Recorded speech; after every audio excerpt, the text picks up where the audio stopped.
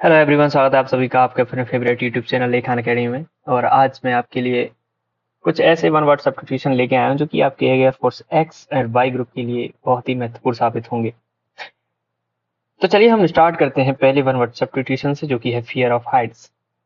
अगर हम इसकी बात करें इसके आंसर की, तो मैं वो भी जल्दी से जल्दी आपको आंसर दे दूंगा, लेकिन इस वीडियो को ध्यान से देखिएगा। अगर आपको इसी साल आपको एक्स और वाई में अगर जॉब लेनी है तो इस वीडियो को पूरी देखिएगा। चलिए स्टार्ट करते हैं। पहला तो वो है फियर ऑफ हाइट्स, तो इसका आंसर होने वाला है आपका सी, यानी एक्रोफोबिया।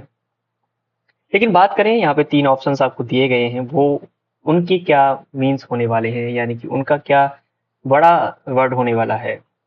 तो चलिए, यानी कि अगर हम दूसरे की बात करें, यहाँ पे जो आपको ऑप्शन मिला है क्लस्ट्रोफोबिया, तो इसका मतलब क्या होता है। तो देखिए, क्लस्ट्रोफोबिया का मतलब होता है फियर ऑफ कॉन्फाइंड स्पेसेस, यानी कि छोटी छोटी जगहों में रहने से जो डरता है उसको क्लस्ट्रोफोबिया कहते हैं।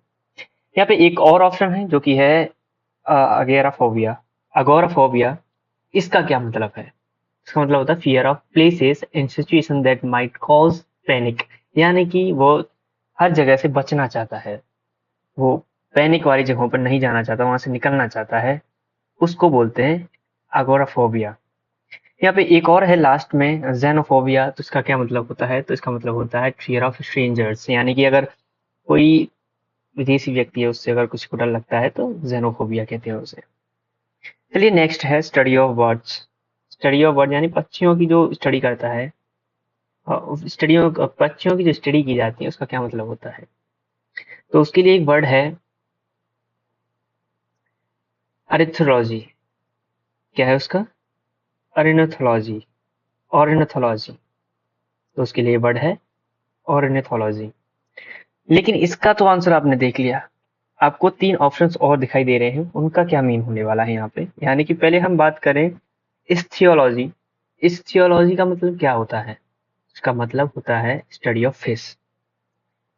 ठीक है, अब बात करते हैं सी वाले ऑप्शन की। तो एंटोमोलॉजी माने होता है study of insects, study of insects. Herpetology, यानी कि जो आपको डी ऑप्शन दिख रहा है उसका मीन क्या होता है हर्पेटोलॉजी का। उसका मीन होता है study of amphibians and reptiles. चलिए क्वेश्चन थर्ड की तरफ हम आते हैं। तो वो है अ पर्सन हु लव्स बुक्स। दरअसल जो व्यक्ति प्यार भरी भावनाएं अगर रखता है तो उसे हम कहते हैं फाइल, यानी लव। फाइल का एक मतलब होता है, जो वर्ड है फाइल उसका मतलब होता है लव। बिब्लियो का मीन्स होता है बुक, यानी कि बिब्लियो फाइल, जो बुक से प्रेम करता है उसे बिब्लियो फाइल बोलते हैं।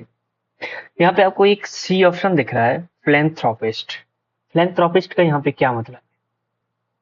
अ person who makes charitable donations intended to increase human wellbeing, यानी कि जो दूसरों की मदद करना चाहता है पैसे देकर या कैसे भी उनको खुश रखने की कोशिश करता है, तो उसे फिलैंथ्रोपिस्ट बोलते हैं। चलिए हम आगे बात करें डी की, एंथ्रोपोलॉजिस्ट क्या होता है। यहाँ पे एंथ्रोपोलॉजिस्ट क्या होता है। तो अ person who studies humanity and it's societies, यानी कि जो मानवता की बारे में अगर अध्ययन करता है उसको हम एंथ्रोपोलॉजिस्ट बोलते हैं। चलिए फोर्थ क्वेश्चन पे अगर हम आए, फोर्थ वन वर्ड सब्स्टिट्यूशन पे आए, तो वो है वन हु स्टडीज फॉसिल्स, यानी कि जो जीवाश्म की स्टडी करता है उसको क्या बोलते हैं। तो उसको बोलते हैं हम पैलियो पैलियोंटोलॉजिस्ट। पैलियोंटोलॉजिस्ट क्या बोलते हैं, पैलियोंटोलॉजिस्ट।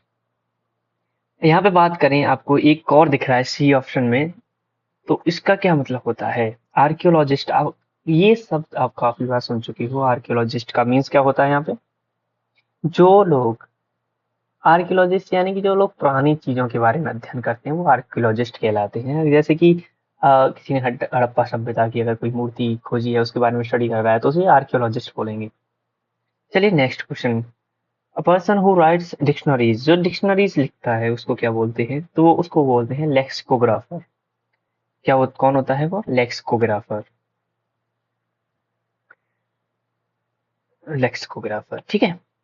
अब यहाँ पे एक ऑप्शन आपको दिया गया है जो कि है कार्टोग्राफर। तो कार्टोग्राफर वो होते हैं जो मैप्स बनाते हैं, जो ड्रॉ करते हैं मैप्स को, उन्हें कार्टोग्राफर बोलते हैं। बायोग्राफर, बायोग्राफर से आप समझ रहे होंगे जो बायोग्राफी लिखते हैं। फिलोलॉजिस्ट क्या क्या मतलब, यहाँ पे आपको ये नया वर्ड आपको शायद देखने को मिल रहा होगा। फिलोलॉजिस्ट यानी someone who studies the study of languages, जो काफी सारी भाषाओं का जो काफी सारी भाषाओं के इतिहास की जानकारी यानी कि स्टडी करता है, तो उसको फिलोलॉजिस्ट बोलते हैं। ठीक है। सिक्स्थ अगर बात करें वन वर्ड सब्स्टिट्यूशन की, वो government by a single person.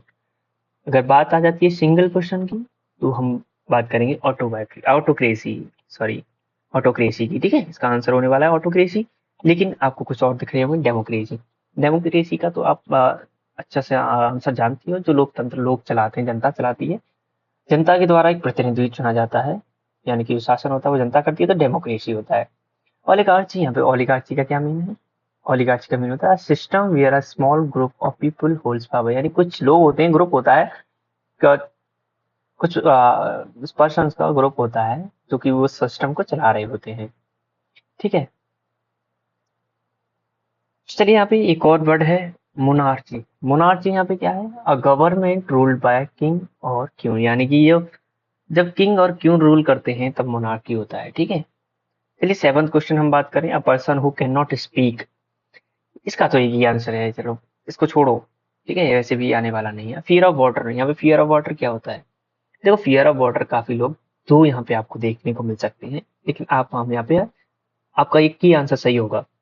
एक और होता है, वो ऑप्शन में मैंने डाला नहीं है, लेकिन अगर हुआ जाता है तो वो भी आप कर सकते हैं, यानी एक्कोफोबिया भी कर सकते हैं और हाइड्रोफोबिया भी कर सकते हो। तो इसका आंसर आपको हाइड्रोफोबिया भी देखने को मिल सकता है। अब देखो बी वाला आपको ऑप्शन दिख रहा होगा, इसमें पायरोफोबिया क्या है? तो पायरोफोबिया होता है आपका fear of fire. Fear of fire यानी कि जो आग से डरते हैं उनको बोलते हैं पायरोफोबिया। अब जेनोफोबिया में आप शायद आप पहले डिस्कस कर चुका हूँ शायद, जेनोफोबिया जेनोफोबिया, लेकिन अब दोबारा बता देता हूँ आपको। अब fear of people from other country, जो विदेशी होते हैं उनसे डर लगता है जिन लोगों को, उन्हें जेनोफोबिया बोलते हैं। चलिए हम बात करते हैं डी की, तो वो है एरोफोबिया। दरअसल एयरफोबिया क्या होता है? एयरोफोबिया होता है फियर ऑफ फ्लाइंग और एयर, यानी कि जो उड़ने से या हवाओं से जो डर लगता है उनको, वो फियर जो होता है वो एरोफोबिया होता है। नाइन्थ है place where coins are made. तो इसका आंसर होने वाला है आपका ए, यानी कि मिंट। मिंट में ही आपके कॉइन्स बनाए जाते हैं। बैंक तो आप जानते हैं। ठीक है। टेंथ है study of human races. Study of human races यहाँ पे क्या होता है? स्टडी ऑफ ह्यूमन रेसेस यानी कि एंथ्रोपोलॉजी। इसका क्या मतलब होने वाला है? यहाँ पे क्या वर्ड है? एंथ्रोपोलॉजी। आपको और भी कुछ चीजें दिख रही हैं, जैसे कि आपको एथनोलॉजी दिख रहा होगा। एथनोलॉजी क्या होता है? Study of the characteristics of different people and races. ठीक है।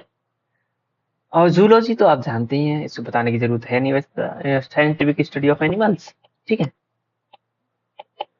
चलिए, और ये साइकोलॉजी, साइकोलॉजी वर्ड भी आप काफी बार सुन चुके हैं, लेकिन साइकोलॉजी ऐसे वर्ड शायद आपको एग्जाम में कम देखने को मिलेंगे, इसलिए मैं इसको वैसे ही बता देता हूँ। साइकोलॉजी होता है जब मानव के मस्तिष्क या मन की अगर हम अध्ययन करते हैं, ठीक है, मनोविज्ञान से बोलते हैं हम। वन हु लव्स मैनकाइंड, जो इंसानों से प्रेम रखता है उसको क्या बोलते हैं? तो यहाँ पे जो इंसानों से प्रेम रखता है उसे फिलैंथ्रोपिस्ट बोलते हैं। इन फिलैंथ्रोपिस्ट इसका आंसर होने वाला है। इनकी बात करें तो आप इन्हें जानते ही हैं, ठीक है, बताने की जरूरत है नहीं। और fear of darkness, fear of darkness यानी कि अंधेरे से जिसको डर लगता है उसको क्या बोलते हैं हम? उसको हम बोलते हैं, आपका ऑप्शन ए है जो कि है निक्टोफोबिया। क्या है? नाइक्टोफोबिया। अब यहाँ पे कुछ तीन ऑप्शंस आपको दिख रहे हैं, क्लस्ट्रोफोबिया, एग्रोफोबिया, एक्रोफोबिया। ये जो मैं है आपके तीन, वो मैं पहले बता चुका हूँ, तो चलिए हम आगे बढ़ते हैं। वन हु स्टडीज फॉसिल्स, ये भी मैं बता चुका हूँ आपको। One who can not read और राइट, जो लिख नहीं सकता पढ़ नहीं सकता उसको हम क्या बोलते हैं? जो लिख नहीं सकता वो पढ़ नहीं सकता उसको हम बोलते हैं इलिटरेट। ठीक है।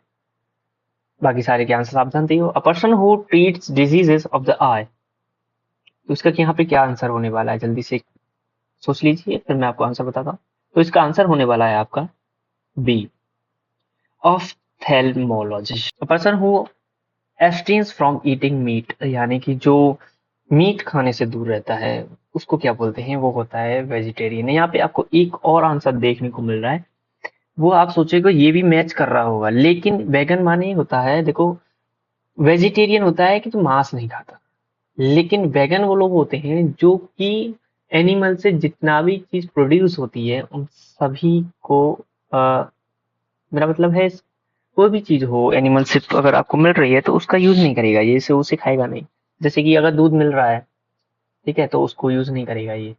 हनी है, हनी कहाँ से आता है, बीज से आता है, यानी कि आपके मधुमक्खियों से आता है, तो उसका यूज नहीं कर रहा, तो वेगन वो होता है। लेकिन यहाँ पे बात कर रहा है मीट न खाने की, तो वेजिटेरियन होगा। ठीक है, ओमनीवोरस होता है जो सारा कुछ सभी कुछ खा लेते हैं, मांस भी खा लेते हैं, पत्ते भी खा लेते हैं, ठीक है, साग सब्जी खा लेते हैं।